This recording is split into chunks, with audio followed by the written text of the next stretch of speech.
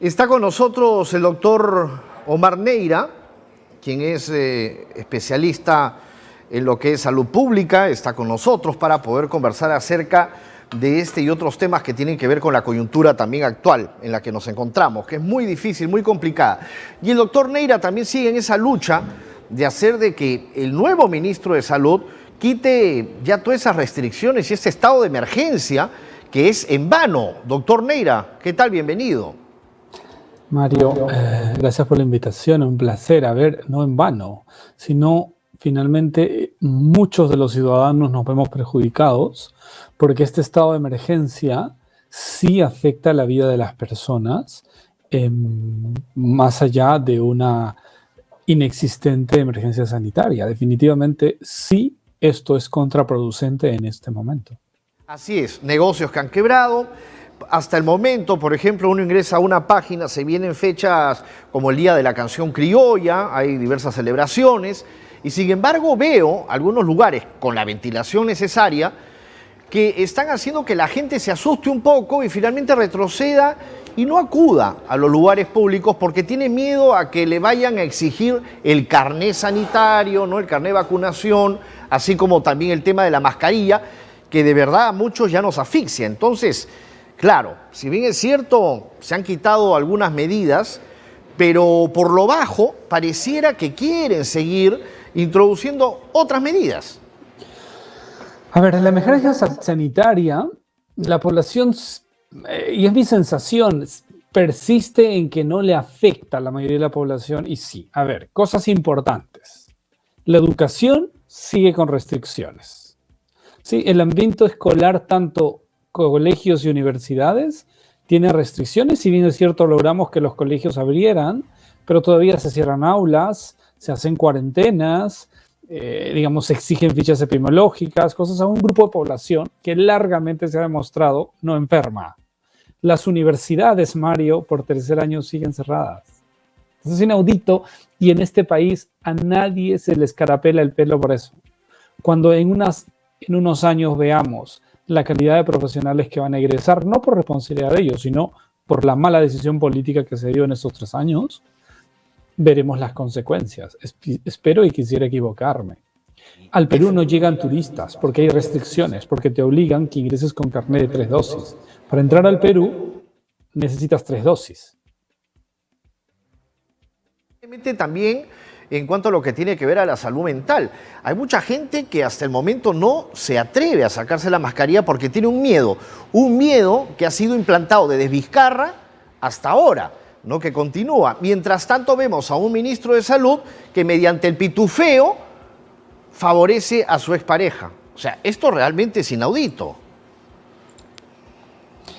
A ver, y digamos ya, pero eso es la cereza en el pastel en el gobierno de Pedro Castillo. A ver, a mí no me sorprende. Si tú tienes todo el halo de corrupción que rodea a todo el gobierno, me sorprende que intentara reaccionar rápido, pero hasta hoy martes no hay ninguna resolución de cese del ministro, ojo, hasta hoy no. Nada. Me parece extraño que se haya acelerado. A ver, por menos cosas otros ministros han permanecido muchos meses en su cargo. A mí me parece eso extraño.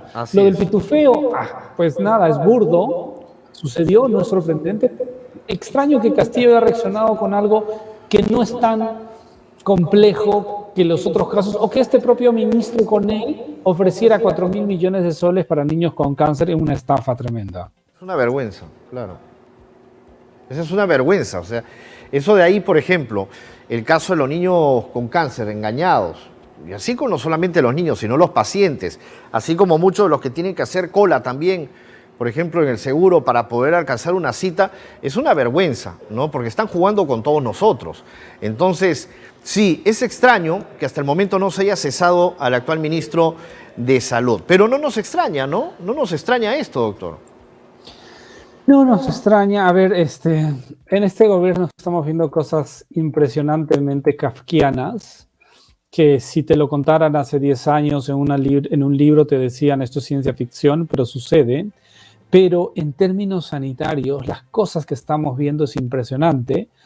y no nos preocupamos. Y es la sociedad en general que la veo anestesiada y que no reclama por aquello que es sus derechos a la salud, a la libertad, a la educación.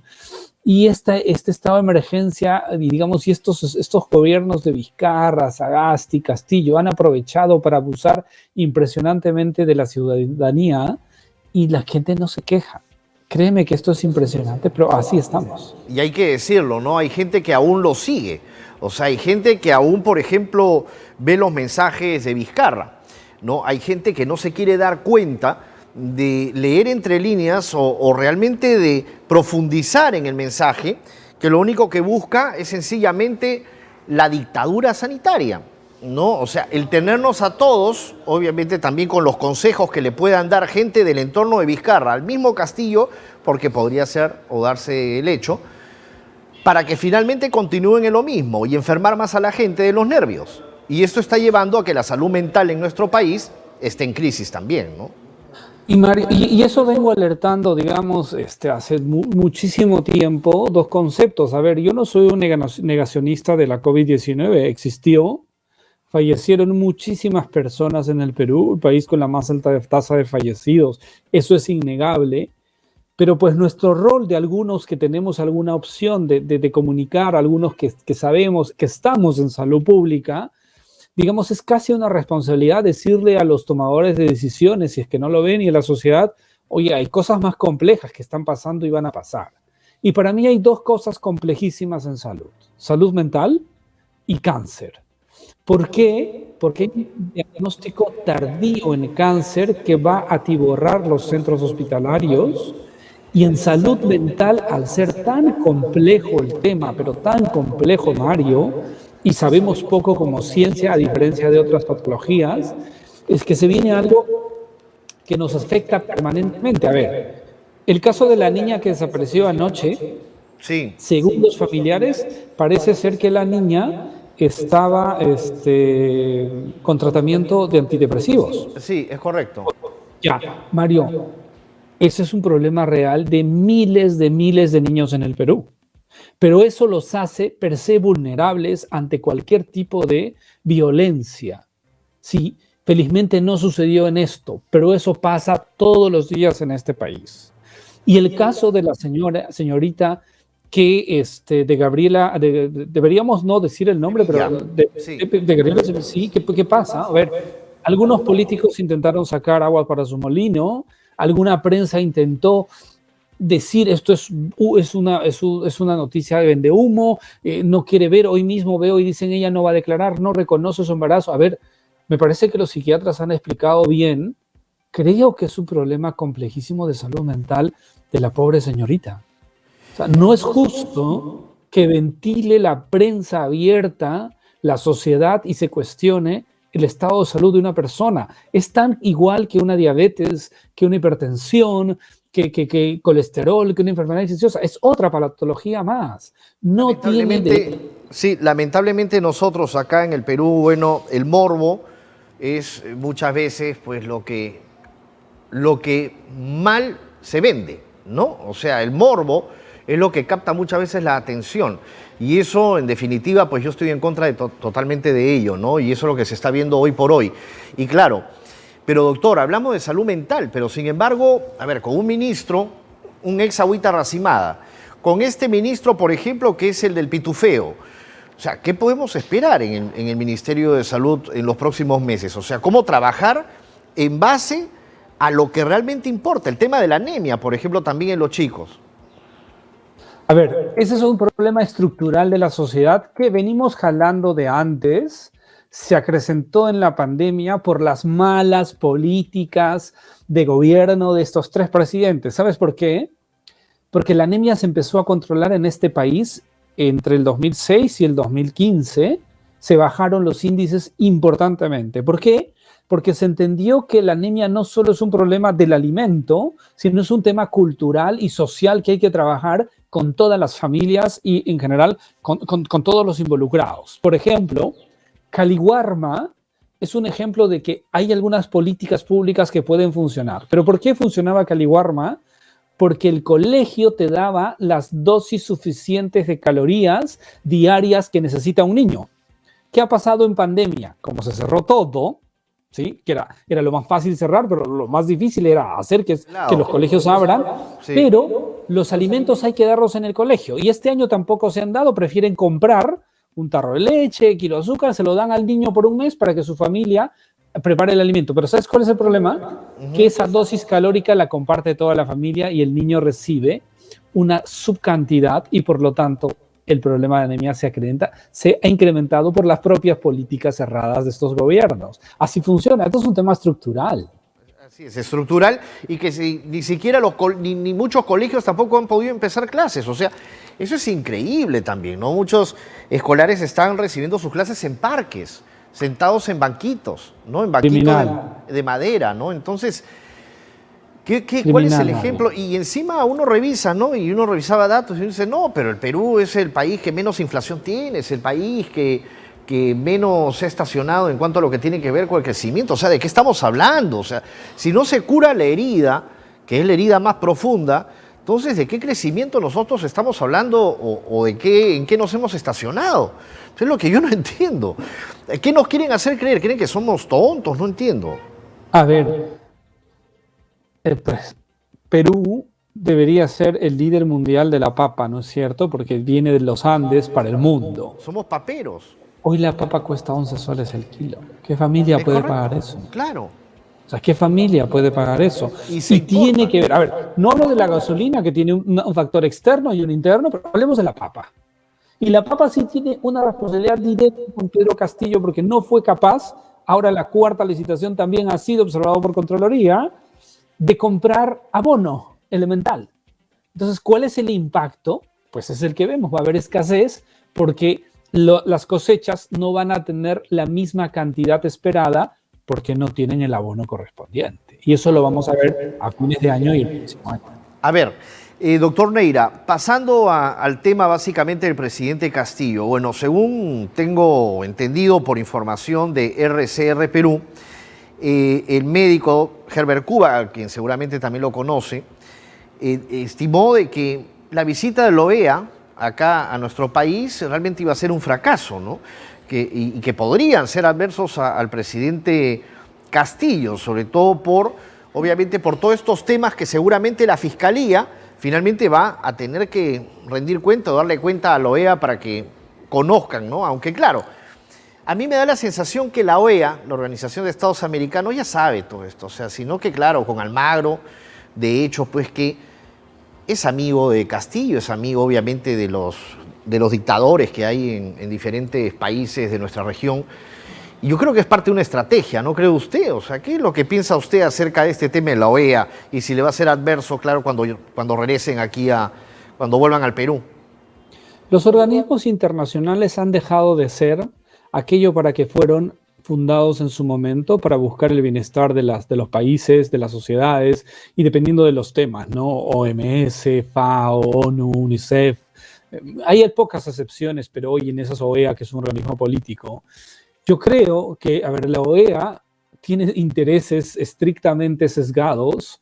No creo que tenga un impacto en lo que le va a importar al ciudadano peruano, porque la OEA va a buscar sus propios intereses, así que yo no espero mucho de lo que la OEA. La OEA juega su partido, un partido hoy a favor, evidentemente, del gobierno actual, y a ver, poco podemos esperar. A ver, lo que sucede y vemos todos los peruanos es real, es evidente. Todo el entorno del presidente está o en la cárcel o fugado y todos los vemos así. Entonces, claro, que el presidente es el único inmaculado. Entonces, que la OEA no es capaz de hacer un análisis básico como que hacemos los peruanos para decir, oye, esto está que se pudre. Pero no, la OEA va a jugar un partido distinto. Acaban de hacer una reunión acá en Perú con bombos y platillos, celebrando cosas intrascendentes, cosas que no, y finalmente sale de nuestros impuestos el financiamiento de estas actividades. Nos cuesta.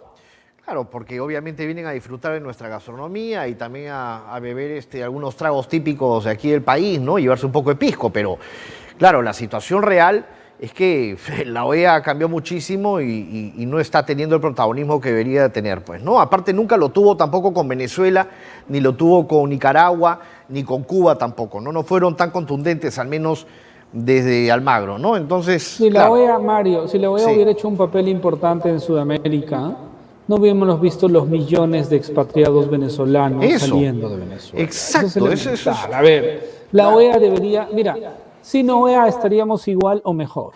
Eso es lo que yo creo de los organismos internacionales. Y hoy inclusive yo pienso OMS, por ejemplo, ¿no? Tiene un saldo enorme pendiente en la pandemia. Tal vez se podría haber gestionado mejor, pero nada. Son organismos que han sido tomados por ciertos grupos de interés que no les interesan las personas o el ser humano como tal. Doctor Neira, también aprovecho que está usted con nosotros conversando porque se habla mucho de la prensa, ¿no? La prensa ha sido atacada constantemente por Castillo porque no le gusta que la prensa le diga en su cara lo que está sucediendo, o sea, la realidad, lo que piensa la ciudadanía. No le gusta, por ejemplo, que ningún canal saque investigaciones sobre su familia ni sobre él, ¿no? Y él no se atreve o no enfrenta, más bien rehuye a la realidad. O sea, la realidad es que él está acorralado porque hay muchos casos, obviamente, investigaciones de la prensa. Y hay una prensa alternativa, ¿no? Esa prensa alternativa que parece hoy por hoy le gusta subirse a los morros, ¿no? Entonces, a ver, el tema está acá. ¿Usted cómo ve realmente el tema de la prensa? ¿Por qué hay tantos defensores a Castillo? Según la percepción de usted, obviamente como ciudadano, ¿eh? O sea, porque también es importante. Usted es médico en salud pública, o sea, no tiene por qué dar una opinión política, pero me refiero a esa prensa alternativa y la prensa que obviamente mostramos el día a día e informamos de acuerdo a lo que nosotros conocemos por las investigaciones. Entonces, ¿cuál es el futuro de nosotros, digo yo, según usted, en cuanto a lo que tiene que ver a la prensa independiente? ¿Hasta cuándo vamos a tener que aguantar estos golpes bajos? A ver, Orwell en 1984 en el libro, pues graficaba bien en los años 30 del siglo pasado que había una narrativa que va a sumar muchísimo. Y seguro que si ese libro lo hubiéramos leído en los años 30 o 40 o post Segunda Guerra Mundial, hubieras dicho, esto es estrictamente ciencia ficción y no va a pasar. Pero hoy pasa con este tipo de prensa que quiere vender una narrativa que no es real y te venden una realidad que no existe. Se graficó claramente en pandemia. Si tú ves, y eso pasa también en países como Estados Unidos, que te intentan vender todo un mensaje que no es real y se presta para la política, para la ciencia, la economía y donde quieras. A ver, la narrativa de que las vacunas prevenían contagio fue mundial, Mario. Fue mundial y la prensa no tenía por qué ser tan técnico y empezar a investigar. Pero para aquellos que decíamos, oye, ojo, las vacunas no son para esto, no pueden ser obligatorias porque no son para esto, nos callaban.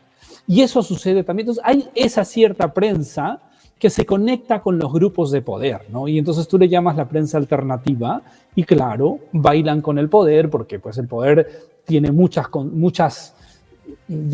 beneficios de diversa índole y a partir de ahí te empiezan a narrar como quieren contarte la historia, que no siempre es real. Y la prensa que es incómoda, la prensa que reclama, suele ser muy criticada, insultada, maltratada, en fin, eso se ve. Entonces, si tú escuchas, por ejemplo, 91.9 FM, la semana pasada era PBO, era un poco la opinión de Philip Butters y de su grupo editorial. Habían programas muy interesantes, pero hoy escuchas a Ricardo Belmont y es completamente progobiernista. Y la pregunta, exacto, aparte es amigo de Antauro, pues, ¿no? Y es bien cercano a Castillo, porque como supimos, él fue el que no cobró nada, ¿no? Por ayudar a Castillo al inicio, ¿no? Pero el tema es, claro, de verdad, ¿quién ve ese canal, no? O sea, ¿quién ve, por ejemplo, el canal de Belmont, ¿no? Que es RBC, ¿no? Entonces, y encima la imagen es pésima, ¿no? Es una porquería, por qué decirlo así. Yo lo digo así porque de verdad, con un ramillete de señales que hay de calidad, uno va a estar viendo tonterías. Pues, de verdad, déjeme decir, doctor Neira, y lo tengo que decir del corazón, qué fea que es la señal de RBC, es una porquería eso, o sea, se ve pésimo, ¿no? A ver si invierte la plata que tiene, ¿no? Supuestamente, a ver, en arreglar un poco, invertir, pero como es así de tacaño, entonces obviamente pues que va a invertir nada, pues ni siquiera le... En fin, doctor Neira, algo más que agregar quizás en estos temas que estamos hablando ahora. ¿Qué podemos esperar? Hay una marcha que ha sido justamente también publicitada para el 5 de noviembre. Es una marcha que es contra Pedro Castillo, ¿no? Y parece una marcha que va a ser bastante grande, que se llama Reacciona Perú. Reacciona Perú. Debemos ser conscientes del momento en el que nos encontramos.